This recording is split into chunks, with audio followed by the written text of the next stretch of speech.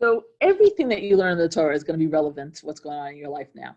Because think of it, there were thousands and thousands of prophecies and prophets through the ages, but only some of them were actually written down for eternity, became part of the written Torah.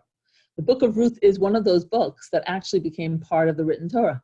It's not part of the 5 books of Moses. It's not part of the prophets. It's part of something called the writings. And it was written by the prophet Samuel. And I'm going to silence my phone so it doesn't go off in the middle of our class. And because I'm the only one that's not on mute here, so that would be very embarrassing. And we're going to discuss over the class or over next class how it came that Samuel actually wrote the book of Ruth. But the book of Ruth is considered one of the written books of the Torah. So part of in other words, written Torah, not part of the oral Torah. A lot of the things I will share with you are from the oral Torah as explanations and medrash and commentaries on the book of Ruth. So let's start with this. I'm going to share with you a timeline of Jewish history, a very brief timeline. Can you see that? I hope you could. So it's interesting to note that the story of the book of Ruth happened very, very early in our history. It happened, it's in red right over here. This is the story. It happened in the year 1,228 years before the Common Era. From creation, it happened in the year 2553. This is before we even had King Saul or King David or our first temple. This is within those first few hundred years when the Jews entered the land of Israel and still didn't have a king. We were still under the leadership of the judges and the early prophets. So I want you to see the setting. The setting is that the Jews entered the land of Israel with Joshua, and they end up in Israel. They divided the land between all the tribes, and they are now living. I'm going to actually show you where they were living. I'm so proud of myself that I figured this part out. They were living, the land was divided between all the tribes. So if you see here you see the land of Israel as we know it, sort of, the Dead Sea over here and the Mediterranean. And you see here names, Zebulun, Manasseh, Shimon, Ephraim, Benjamin, Reuven, Judah. You see how the territory of Jerusalem is over here is Jerusalem, and here is Bethlehem, and here's Hebron. Benjamin was the territory of Jerusalem was in Benjamin. They had merit of having it. And Judah had the general greater area over here. Okay, so this is the way the land of Israel looked when we first settled it. And there were still pockets that were not yet settled by the Jews. They were still inhabited by our enemies. And that's why we weren't yet at a point where we were ready to build the temple. We still have to finish conquering the land. Look who our neighbors are. Do you see where my pointer is going? We have a neighbor on our right, on our southeast, Moab, and a little bit higher, another enemy nation as our neighbor, Ammon. You see that where I'm circling it? Moab and Ammon. You might recall those two nations from studying the stories of the Bamidbar of the Jews in the desert. Is that when the Jews left Egypt and they traveled out of Egypt and they were going towards Israel, there were 3 million men, women, and children. They used to be slaves not long ago. They were harmless. They weren't an army. And how did they have provision? So they had some things with them. Hashem gave them the man from heaven. They had the Be'er Shel Miriam. But as they passed through different countries, they bought provisions or they traded with the Moab and Ammon would not trade with the Jews. They were our sworn enemies from early on. They would not trade with us. Here's innocent people that were just freed from hundreds of years of slavery, and they wouldn't even trade with us. And this is the introduction to Megillas Ruth, because Megillas Ruth is not in a vacuum. We're going to learn about this amazing woman, Ruth, and where she comes from, and what brings her to the Jewish people. But to understand that, you have to know who she was from before. She was a Moabite. She was from the nation of Moab, a nation that refused to trade with the Jews and give them food and water even. So Hashem made a decree against the nations of Moab and Ammon. He said, a nation that doesn't have any kindness doesn't belong with the Jewish people. Forever after, there's a decree that if you're from the nation of Moab or Ammon, you may not convert to Judaism. You are not accepted amongst us, because one of the signs of a Jew is chesed, is kindness, mercy, compassion. And if you don't have that within you, within your DNA, then how could you ever truly be a Jew? And I found that so refreshing right now for the situation we're in, because what we find ourselves now in lockdown is, if there's one beautiful thing that came out of all of this, is the kindness, the chesed, people going out of their way for people, just the unity, the anything that will do, the compassion we're feeling for people we never even met. So remember, that is the hallmark of the Jewish people. To the extent that Hashem forbade us from accepting anybody from Moab and Ammon because they refused to display just a basic level of kindness to the Jewish people as we fled Egypt. Keep that in mind as the story unfolds. So why do we read the book of Ruth on Shavuos? And by the way, I just want to stop for a second now, unmute yourself and tell me, when you think of Ruth, tell me anything. Let's come up with 10 things we know about Ruth. Go ahead. She loved her mother-in-law. Yes, she did. She loved her mother-in-law. That is a lesson for all Jewish women ever after. Very devoted, very devoted. Exactly, to Naomi and to the Jewish people. And what else do we know about Ruth? She might have been a princess. Yes, she was. She was actually from the royal home of Moab. She was not in just a plain, Jane. She was from the royal house of Moab. Can we say that she's the only Moabite that ever converted to Judaism? I don't think so, but I would double check that. And I will tell you why as the story unfolds, why I don't think so. Thank you. Anything else you would want to add that you know about Ruth? Anything, doesn't matter what. That we think that King David Moshiach is coming through her? So not only do we think, we know for sure, this was her merit, that she is the great-grandmother of King David. That's how the end of the book of Ruth goes. And from her lineage, from King David, will come Mashiach. So Ruth is the mother of Mashiach. That's an amazing one. Thank you. If anybody else wants to add, please do. Otherwise, I'll continue.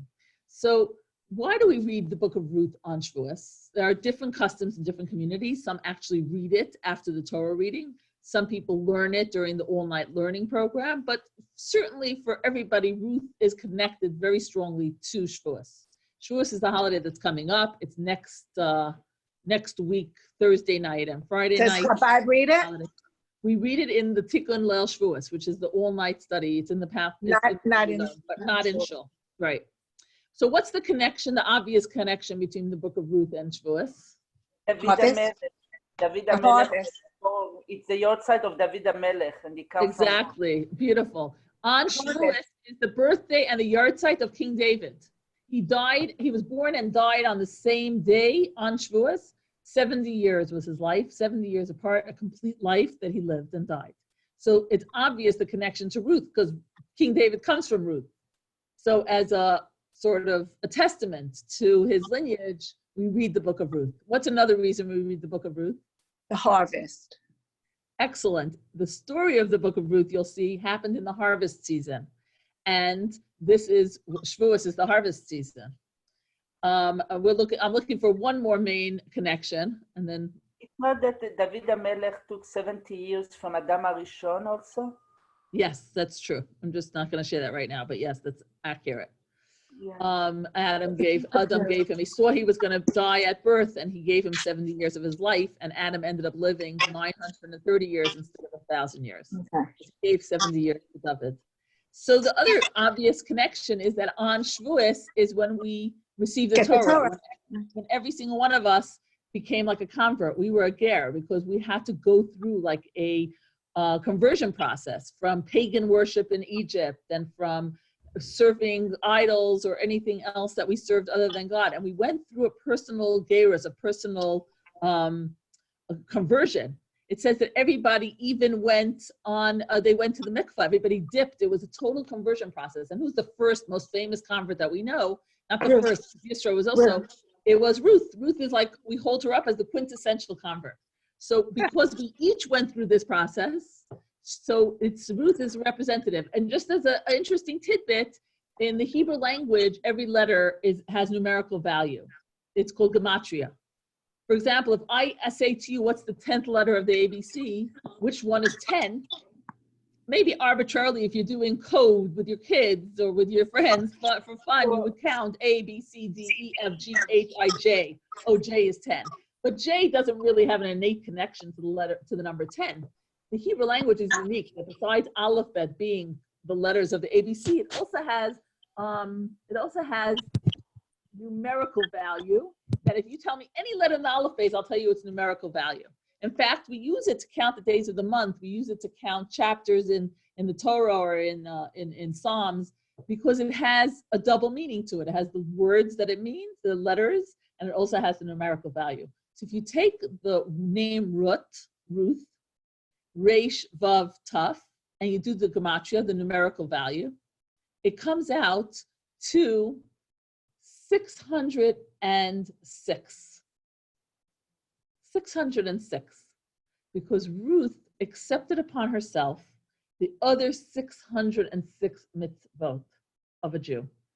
There are 613 mitzvot, but every person is obligated in 7 of them, the 7 Noahide laws. So she already kept 7. And Ruth, when she converted, she added the 606, and it became the completion of 613 mitzvot. I just thought that was an interesting tidbit to share. So we had this amazing woman. A lot of us know a little bit about her. She was a princess. She was dedicated, devoted. She was the mother of King David, the great-great-great-grandmother. From her comes King David and the whole Davidic line and Moshiach. Who was this woman that grew up in a Moabite home, royalty, princess, and left it to join the Jewish people and become the mother of Moshiach? And remember the introduction that I told you, that it's strange that she comes from the nation of Moab, which was known not to have kindness within them. So much so that they wouldn't share with the Jews on the way out of Egypt. And from then on, there was a decree that they're never allowed to convert and become part of the Jewish people. So what's really going on here? And this is how we begin our class about the book of Ruth. So we start, it opens up in the harvest season. We're in the land of Israel. It's a few hundred years into the Jews settling, and not even completely yet the land of Israel, and still under the judges. We don't even have a king yet. We have prophets and judges, and everybody's in their territory living out their life. And eventually there will be a first king, there will be the temple, but we're so early in Jewish history, we're only a few hundred years into having settled the land of Israel. It's way, way before the Christian and the Muslim era even came onto the screen, the world scene. This is 2,000 years before Islam. Let me just see what I shared with you before.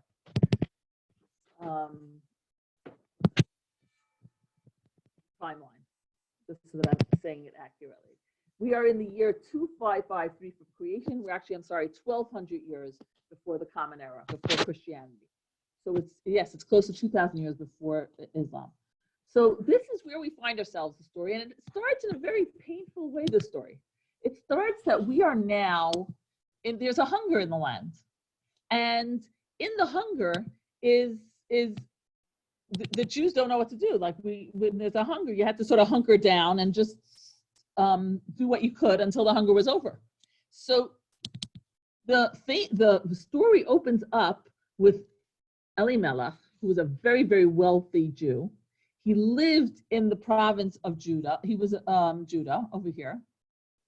And he was afraid that because of his wealth, everybody's going to come to him and ask him for sustenance.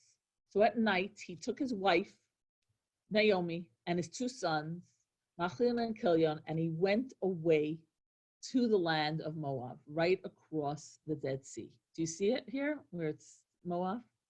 That's where he fled. And he figured he'll stay there until the hunger is over, and then he'll come back. He was a very prominent member of Judah. In fact, if you look at this tree, I want you just to follow me for a second. This is Elimelech, all the way on the bottom here. Look where he comes from. His great-great-grandfather was Yaakov, his son from Yehuda. He comes from the tribe of Judah. Judah had a son Peretz, Ketzron, Ram, Aminadav, and Nachshon. We all remember Nachshon. Nachshon ben Aminadav, the famous leader of the tribe of Judah, that when Moshe stood before the sea and it wouldn't split and the Jews didn't know what to do, and Moshe said, just go forward. Nachshon ben Aminadav was that person that till today, his name became a expression of someone that takes leadership and initiative. And he jumped into the sea, and the sea split when it reached his neck. This is who we're talking about. Nachshon ben Aminadav. We're talking about the leaders of the Jewish people. Nachshon had 4 sons. One of them was Elimelech. So Elimelech was no slouch. Elimelech was from one of the most prestigious families in Jewish history. He was one of the leaders. He was one of the judges. I mean, he used to sit there. His brothers, you'll see, were judges. His nephew was a judge. He left the land of Israel because he didn't want to be in a situation where they will ask him to help and he wouldn't. And it was a shameful thing. His wife Naomi loved the land of Israel and did not want to leave, but she felt coerced, and she went with her husband and children to the land of Moab, and they settled down there. Like everywhere else, don't forget, most of the world was pagan at that time. The whole world was pagan. There were none of these other organized religions that had taken a lot of the teachings from Jews as today. And one of the daughters of the princess of Moab, 2 of the daughters, Orpah and Ruth, were very drawn to the Jewish people because the culture and the way they treated people, it was way ahead of other cultures, way ahead. Now it's hard to differentiate sometimes because so many cultures have taken the biblical teachings and the Torah viewpoint. We don't even realize how successful Avram and the whole Jewish and the Torah program has been, to the extent that we don't always see the difference. We know the difference, but sometimes we could fool ourselves. But in a day when it was so clearly, paganism was so clearly the alternative, there was something unbelievable about the Jewish culture's allure to other nations. And Ruth and Orpah were thrilled to marry in to the family of Elimelech and marry their 2 sons. Now, you could tell from the little bit that I told you that it wasn't, they angered Hashem through their actions to leave Israel during this difficult time, to marry the local girls, and especially with what we said before, is are they allowed to marry Moabite girls? There was a ruling that you're not allowed to accept converts from the nation of Moab and Ammon. How did Machlon and Kilian marry these girls? And there are differences of opinion, I will tell you, that if they did convert them or not, or if they just intermarried. But this was certainly a major cloud hanging over the family. And with time, they settled in and things went bad for them, but it didn't change their opinion. They didn't go back to the land of Israel realizing maybe we did something wrong. And after many years, actually, Elimelech passes away in Moab. But the boys already settled there. They're married. They're not leaving. And Naomi's not leaving her family. So she stays on. Neither of the boys is blessed with children. 10 years pass and nobody has children. Neither of the boys has children. And still they do not get the hint that maybe this is not where we're supposed to be. And then tragedy strikes the family and both sons pass away. So just imagine Naomi, who left Israel with everything, a husband, children, wealth. She's now lost her wealth, because I don't know if I failed to say that was the first thing that happened, is their first calamity. And the second is that her husband died, and the third is that her sons die. And she has nothing left in Moab. She returns back home, and her 2 daughters-in-law accompany her. She turns to them and she says, I have nothing to offer you. I don't have money. I don't have position now. And I don't have sons to give you in marriage. And let me tell you something, no one else is going to marry you either, because you're from the nation of Moab. The Jewish people will not accept you. And they both cry. They love her. They love the Jewish culture. And they walk with her and they say, no, we're staying with you. And she keeps on dissuading them. And actually, this is one of the sources of, as it evolved, how we accept a convert. One of the sources is how Naomi discouraged her daughters. And we realize that when a convert comes to us, we have to discourage them so that we really can determine if they really want to be Jewish or if they have ulterior motives. And she discouraged them, discouraged, and that's what rabbis will do till today, is if someone comes and wants to convert, part of the process is to discourage them and make it very hard. Because how do you know if someone really wants something? Even if it's difficult, they're still gonna persevere. And truly, the truth is that after a while, Arpa, the second daughter-in-law, said to her mother-in-law, okay, I will go back. She was sad about it, she cried, but she was convinced, you have nothing to offer me. I can go back home to the royalty. Why should I have a life of such difficulty? And with tears, she said goodbye. She accompanied her mother-in-law, it says, for 40 steps. And then she returned back home. Remember Arpa, because she's going to come back to the story soon. Something long-term happens. I have a question, please. Sure, of course. What would Naomi would Naomi definitely have gone back by herself? She was elderly, alone, traveling. Like, what would have? Does anybody talk about that? Would she have gone if both of them left her? Yeah. Yes. I mean, I know she was going, but yes, because it wasn't a game. She wasn't saying to them, "Oh, go back." She meant it. She at home she had relatives. At home, it was home. Also, the commentaries all say that Naomi never wanted to leave. The only reason she left is because her husband insisted, and then her sons were there, and they didn't want to go back. Well, she wasn't going to leave them. But a second that those factors weren't a factor anymore. Both her sons had passed, and her husband passed. She went back. The second she was able to go back, she left. Thank you. Interesting that that Ruth could not be dissuaded. Ruth, oh, sleep, I sleep. Your God is my God. Your people is my people. Those famous lines from the book of Ruth, where Ruth basically swears herself to the Jewish people and royalty to Naomi. And after that, Naomi doesn't dissuade her anymore. Just like when a convert, once they make the decision, you don't remind them, oh, you were a guy, oh, you were a Gentile, oh, what? Once they accept it, they accept it. And the book of Ruth does something beautiful. After all of this dissuading, the Torah says, and they both went on until they arrived in Bethlehem. And Rashi says, wow, the Torah puts Ruth in the same category, both, as Naomi, the special woman Naomi. Because once she converted, that's what a level a convert is, for on their own free will choosing, even though she has no ulterior motive. Ruth could not be accused of having any ulterior motive. She was royalty, yes, she was beautiful, but Naomi told her straight out, you have a stigma on you. You're from the house of Moab. In Judaism, we don't even accept people from Moab. You will probably be single for the rest of your life. People will look at you like an outsider. You will never be accepted. And you know what Ruth said? Basically, I cannot live without this. I need to be a Jew. When someone comes to you and they want to be a Jew, we tell them, you don't need to be a Jew to be a good person. Everybody was created in the image of God and can live their life and as a godly life. But there are those that feel, I need more than that. I need to be a Jew. Those are the true converts, that they're meant to have gone through this trajectory in their life and then become a Jew through their own perseverance. This is Ruth. This is Ruth. And this is our lesson as we're accepting the Torah, that we're not just accepting the Torah on Shavuos. This is a personal, Hashem chose us, but we are still working on receiving the Torah, of making it our own. So Ruth and her mother-in-law go back to the land of Israel. And you can imagine how uncomfortable the whole thing was. They left in riches, she comes back poor.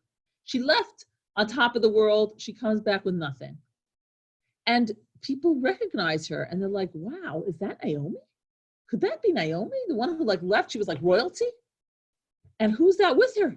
That's the daughter-in-law, the non-Jewish daughter-in-law that her husband married from Moab, her son married. And there was all these rumors, gossip around them. They go home. They also come back in the harvest season. This is when they arrive back, exactly the season when they're harvesting. And they have nothing. So Naomi says to her daughter-in-law says to her, for me, no one knows who I am. So it's not embarrassing for me. I'll go out and get food for us. Because there's something unbelievable. The Jewish people, in our Torah, there's 3 special mitzvahs for the harvest. Don't forget, most of us never even saw a farm except for passing it by. Israel was an agricultural society and still is. This is how people survived off the land. So 3 of the special mitzvahs of the 613 mitzvot are to do with the land. There's many more, but I'm just giving you the general. There's the mitzvah of, I just want to read it to you so I don't forget. There's the mitzvah of leket, the mitzvah of shikha, and the mitzvah of peah. And they both have a positive commandment and a negative commandment associated. What are they? When you are harvesting your field, you have to leave a corner unharvested so that anybody, poor or needy, whatever their situation is, without any shame, knows they can go to any of the farms and they can take wheat or whatever is being harvested. And it's a way of helping the poor without it being an embarrassing. It's just the way society was set, that every farm had to leave a corner that anybody can come and harvest.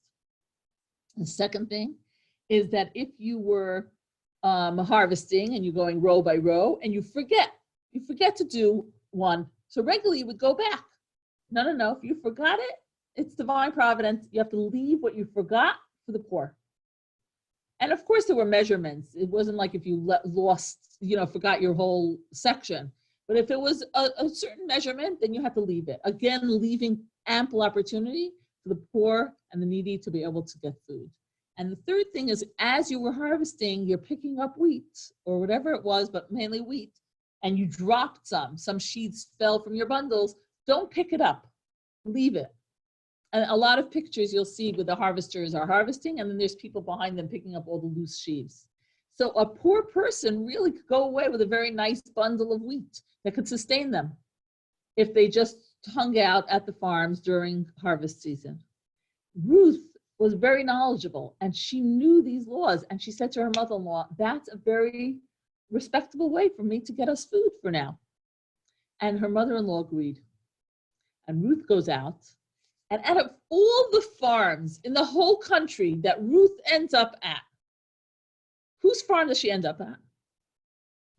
A relative. She didn't know. She had no idea that this was a relative of her husband's. She ends up at the farm of Boaz. You see all the way on the bottom? Boaz is her, let me see if I can move it. I can. Boaz is her husband's cousin. Because, let me just review this with you again. Elimelech is her father-in-law. Elimelech's wife was Naomi. They had 2 sons. I don't know why I don't have it in this one. I'll do this for next time. One of those sons married Ruth. So her husband and Boaz were first cousins. She ends up at the farm of Boaz. She doesn't know that. She comes there. It's a very busy, large farm. Everybody's collecting. And she goes and she does her thing. She picks up. She doesn't schmooze with anybody. She doesn't befriend anybody. She just does her thing. And when Boaz looks out in his field, he checks up on them. It's, in fact, the Medrash says that he came back. He had just lost his wife and he just came back from Shiva. And he returns to his farm to check up on what's going on. And he sees this girl, a very striking girl, who's extremely modest, who sits down on the earth as she gathers. Everything about her behavior was modest. And he observed her, and he noticed that if she sees that wheat fell, and it was a lot of wheat that fell, she wouldn't take, because she didn't know if that was more than the amount that she was allowed. Remember, I told you before, it wasn't like if you forgot, you could never go back. If you lost a lot, you were allowed to go and pick it up. But if you just lost a few sheaves, you weren't. You had to leave it. And whenever she wasn't sure, she wouldn't take it. That's how honest she was. She didn't want to take anything that wasn't hers. So during lunch break, he calls her over and he asks her, "Who are you?" And she tells him. She says, "I'm the widow of the son of Elimelech. I'm here with my mother-in-law Naomi. We came back from Moab, and I'm helping her out."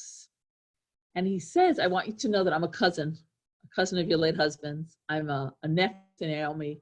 Whatever we could do to help you, please come here. Don't even go during the harvest season to other farms. Come here every day and please take whatever you need.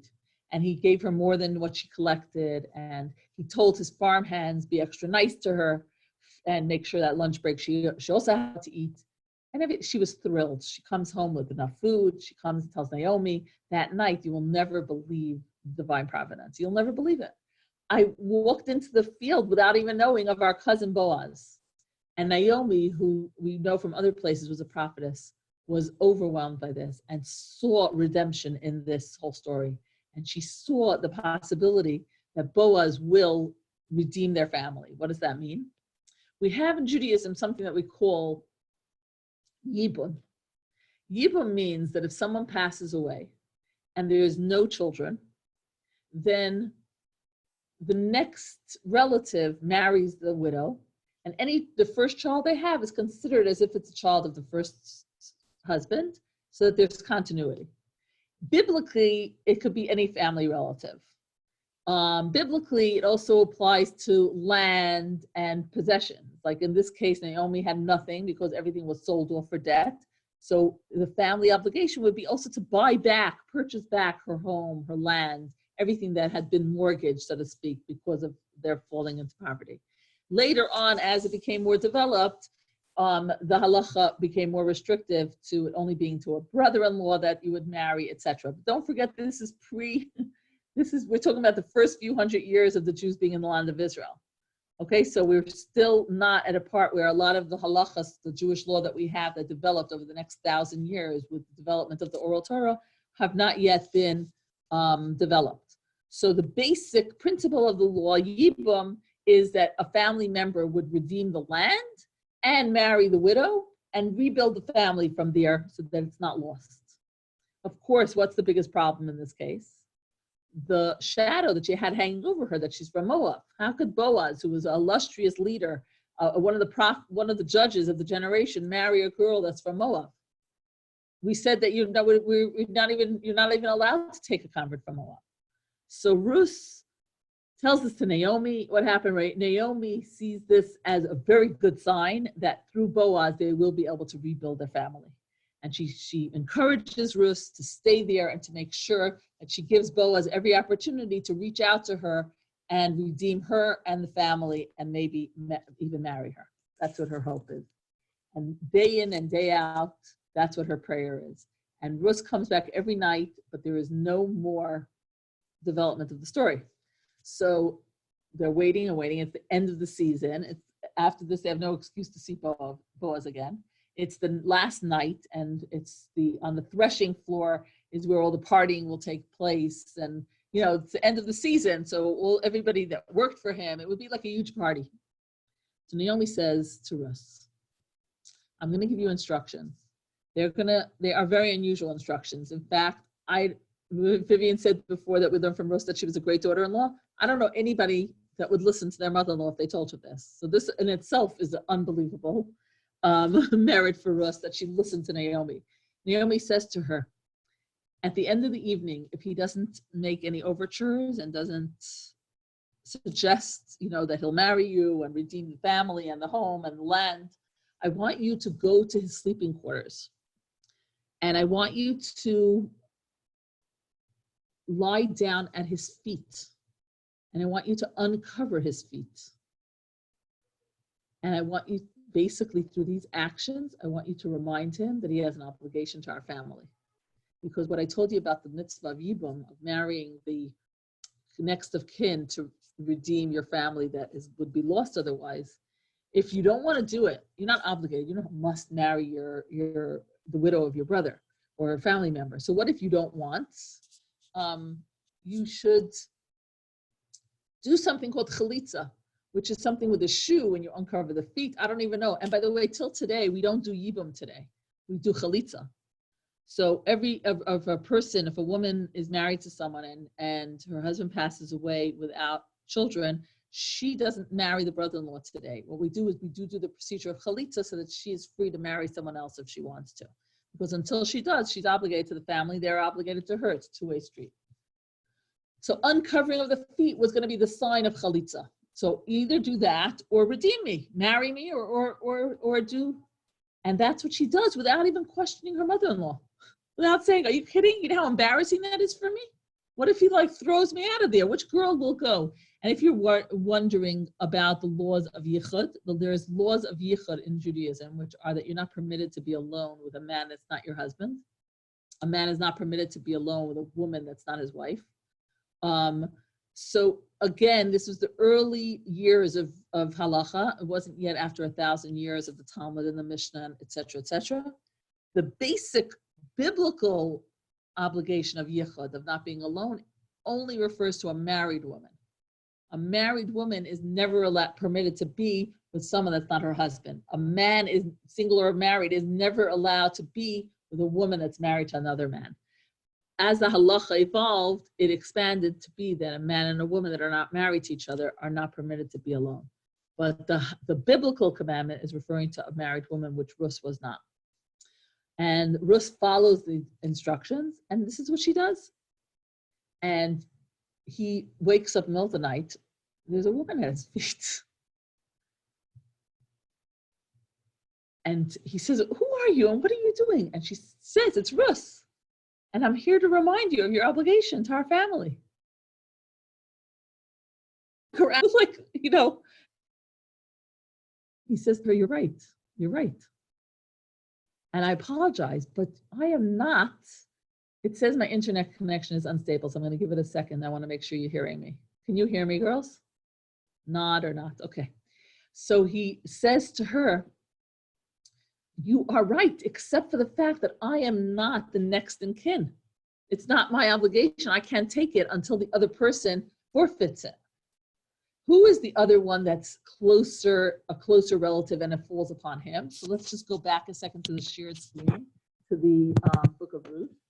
Over here, where we see Boaz, her cousin, Elimelech is her father-in-law. We have another brother, Salmon, who is no longer alive, so it couldn't be him. We have Ploni, which doesn't really mean Ploni. Ploni in Talmudic language or biblical language means anonymous.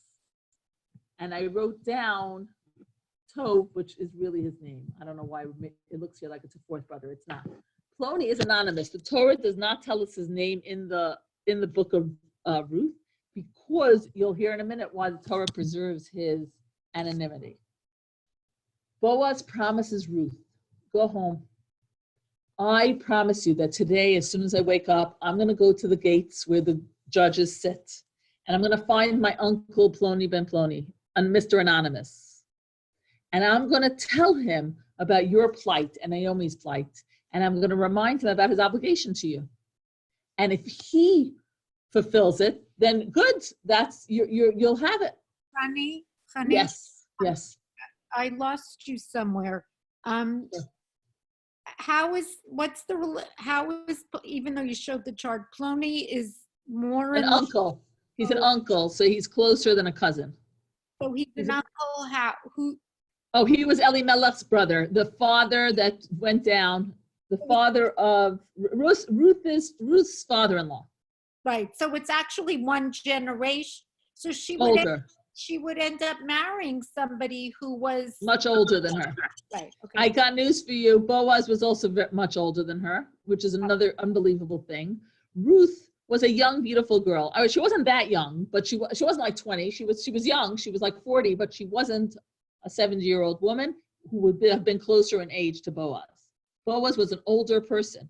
And Ruth did not say to her mother-in-law, I'm not going with a guy that's so much older than me. Ruth was... What devotion. Unbelievable. It's quite incredible. Ruth's personality is like over the top. And it was strange. Boaz was older than her. Boaz was closer in age to his uncle, actually, because Boaz was one of the children of the older sons. And this uncle was from a younger. So Boaz and this uncle were like peers. But Boaz says, a uncle trumps a cousin, so let's ask him. And he promised Ruth, and she goes home, and Naomi's waiting to hear what happened with her whole plan. And When she comes home, she tells Naomi exactly what happened, and they're sitting with bated breath to hear what happened. Chanie, Yes. excuse me. Did Sure. Boaz have children? I know Plony did. Boaz had children. Boaz's wife had just died, and he had a family. He did? Actually, the Medrash does say that he lost his family. Like Because that's one of the reasons that Plony didn't want to have Ruth, because conversion and his family. So exactly, it would be a shame.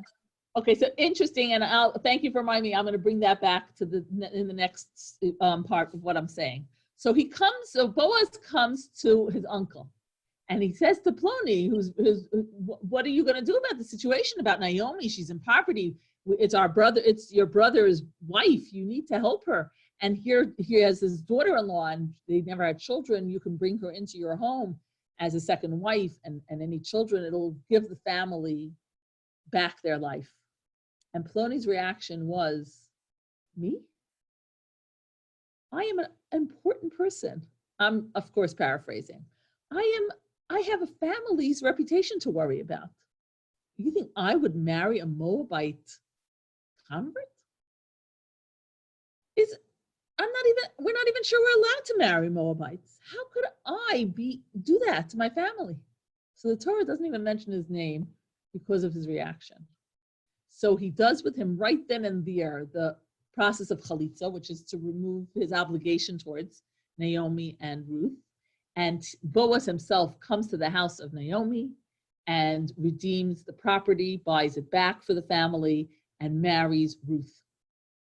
And Boaz was not chopped liver. Boaz was a very, very important person.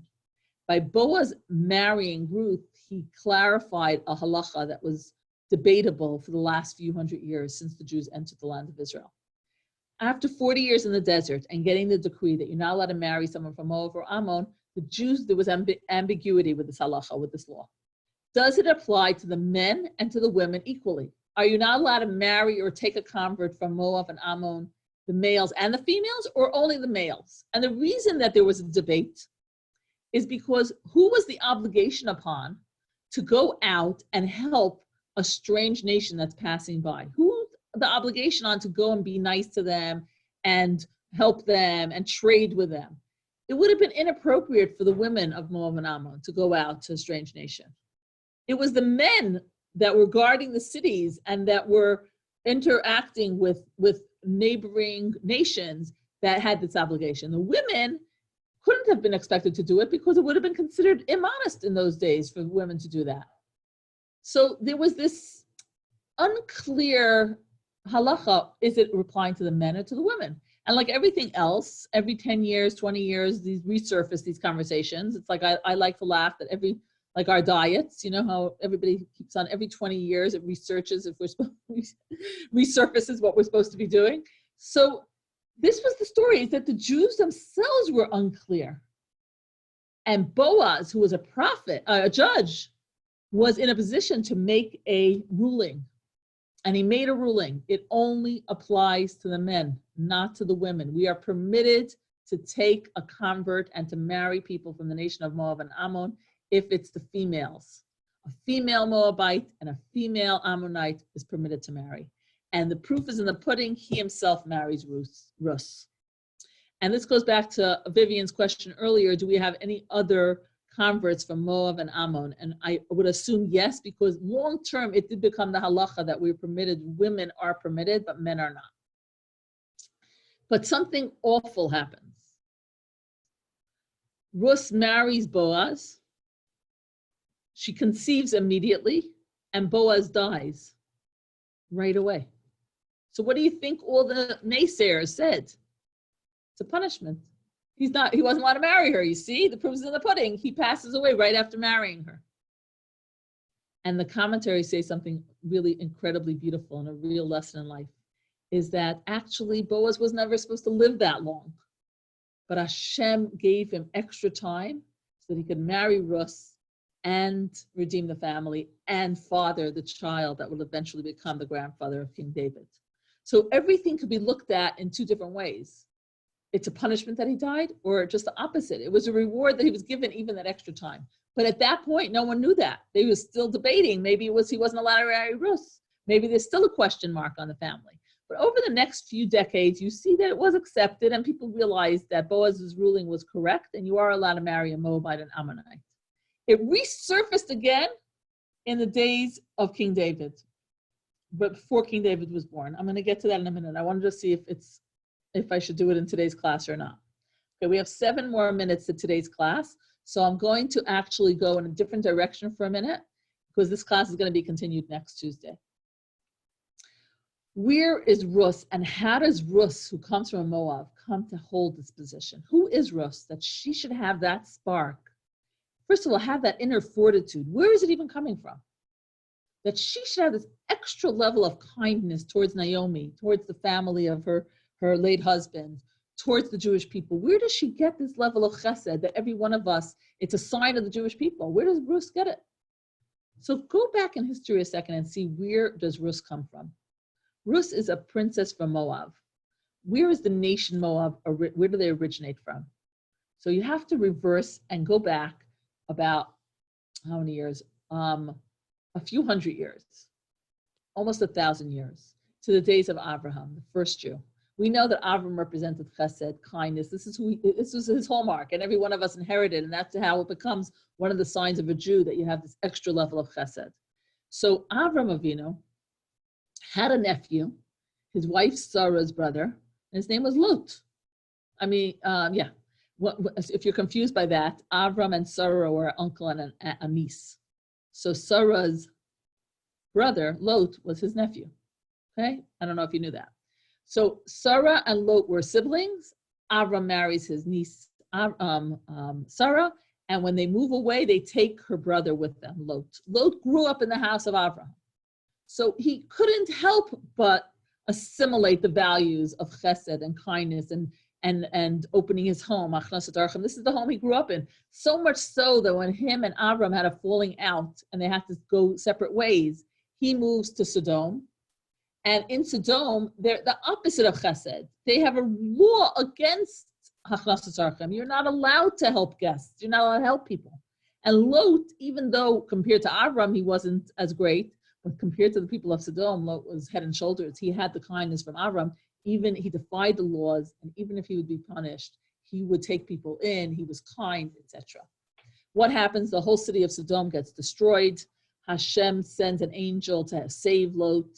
Do you remember the story? If you don't, I'm giving you just the highlights for those that don't remember everything.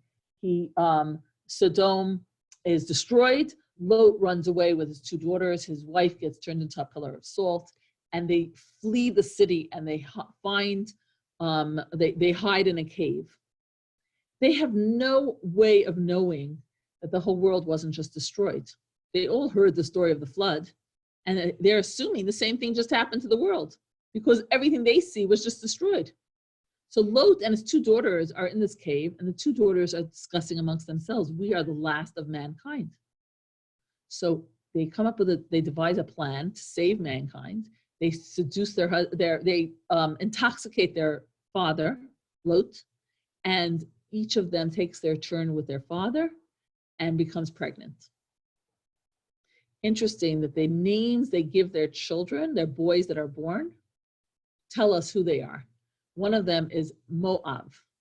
The older daughter names her son Moab, which means May-av, from my father. And the other daughter, a little bit more modest, calls her son Ammon, which means my nation. I just heard this Shabbos, I didn't have a chance to look up the source, that actually the daughters did it, even though it was very, like, who would flaunt that your children are from an incestuous relationship with your own father, but that they saw that somehow in future history, there will be nations that will claim that their children are from an immaculate conception, and they didn't want to have anything to do with it. So I'm going to look that up because I thought that was very, very powerful. That's why, even though it was denigrating to them, they still gave their sons names to show where the sons came from. So Moab and Ammon, these 2 nations, these enemies of the Jewish people that later on would not let the Jews come into their land, get food and water. They wouldn't trade with them, nothing, when they left the land of Egypt. The ones that Hashem said they don't have a drop of chesed in them. I do not let Moab and Ammon ever enter the Jewish people. there was a spark hidden in Moab. Where was that spark from? It came from Abraham to Lot, to his son Moab. And even though General Moab did not have this spark of goodness, kindness never gets lost. It made its way through the generations. It snuck its way through, and it came out in a Moabite princess almost 1,000 years later. But like every spark, if you ever looked at a spark, it doesn't try to retain its own identity. It will always leap into the greater flame. Put a spark near a flame, it'll jump. It doesn't care about its own ego. It cares to be part of the source. Ruth, who contained this spark of kindness that smuggled its way through the generations from Avram to Lot, as soon as she was exposed to, she and joined them full force and returned back to its source. Wait, honey, I think we lost you, or I lost you a little bit. Can you just repeat that? Because I think your Yes. internet went off or Yeah, it just said for a second my internet. So this spark returned its way back, found its way back to the Jewish people. This is Rus. Why did it have to happen this way? I'm going to conclude this week's class on this point. Why did it have to come this way? Why couldn't King David come from just a typical, nice Jewish family? Why did it have to come all the way? Because I'm going to share two, it seems like two different reasons, but it's really the same. One is, what does King David bring to this world? What are we finding on Shavuos that we celebrate? King David, the giving of the Torah, the book of Ruth. What's the common denominator here? Kindness. Is kindness, which is the root of it all, which we see exists. In other words, that's what the basis is. But we're bringing redemption to the whole world. The Jewish people don't have a dream that it's going to be good for us and everybody else can go to hell. The Jewish people, the vision of Mashiach is a transformative. There will be no hunger. There will be no illness. People will live in peace. The knowledge of God will cover the world like the ocean covers the seabed. This transformative power to actually, and look what we're going through now, you could see, I always wondered, how is Mashiach going to come and change something in a split second? And look, in a split second, our whole world changed. Who would even believe it?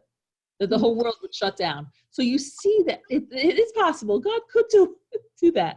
So the spark of Mashiach, the spark of King David, the spark of redemption for the universe has to come from way deep, deep within the nations. It has to be something that brings it back home, because the nations of everything was created by God.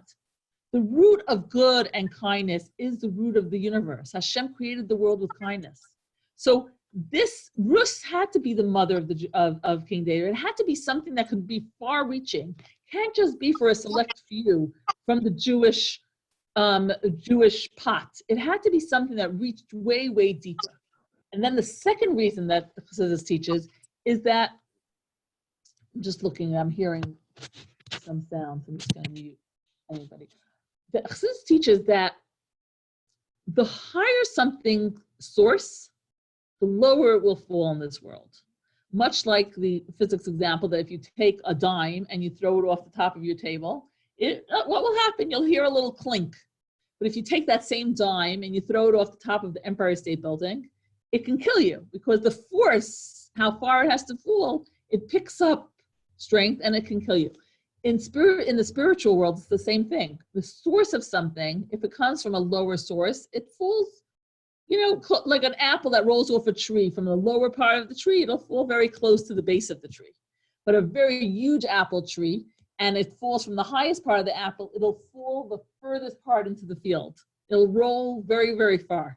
If you see an apple that fell off a tree very far, you know it's coming from one of the higher branches of the tree. In spirituality, it's the same thing. The source of something, the higher it is, the lower it can fall in this world. So something that's an extremely powerful energy, in this world, where are you going to find it? You can find it hidden in a very, very deep, dark place. It's so covered up. Why? Because if it comes to this world with all its beauty, it's like smuggling gold into the land. You're going to have to pay taxes that are through the roof. But if you smuggle it amongst earth and dirt, no one even is looking there for a diamond or for gold. So it can make its way in unnoticed. In the spiritual world, it's the same thing. When something very powerful has to come to this world and it's born, there will be every obstacle to have it succeed. So Hashem many times will smuggle it into a family that you wouldn't expect it to come from, to a situation like the incestuous relationship with Lot and his 2 daughters. The negative energies of this world wouldn't even look there for the light of Mashiach, because how is it possible it's even there? But the truth is that's the only place the light of Mashiach can be smuggled, and it's way too powerful to just come in the normal form. It had to be smuggled, and you'll see next week's class that this wasn't the only illicit relationship it was smuggled through. It came from all these different channels, and so that it got smuggled in and reassembled in the form of King David and eventually his descendant, the redeemer of the Jewish people, Mashiach Tzidkenu. So I'm just going to end today's class with to bring it home and connect it to what we're going through, is it always comes back to chesed and to kindness. And I find that now more than ever, Hashem gave us an opportunity to be kind to the people closest to us, the ones that we are secluded with. All the midos, all the character attributes that we work on our whole life, they count more with the people that did you call them? Did you say hello? Did you think of them? And getting out of our own worries, just thinking about what's going on in my life, but reaching out to somebody else that's outside of our circle. And the opportunities of chesed that exist right now to just hear, does another person have food? Does another person have a smile? Does another person have conversation? Whatever, excuse me, whatever opportunity you have to increase the light of kindness and chesed in this world, because we're at that threshold now, right before Mashiach, that's what we need, that starburst of kindness and chesed to each other. And with that, let's break through the last barriers of galus. Chanie, Yes. my new granddaughter's name is Naomi. Oh my goodness, that is beautiful. Mazel tov. Wow. So appropriate. Mazel tov. Is she named for someone specific?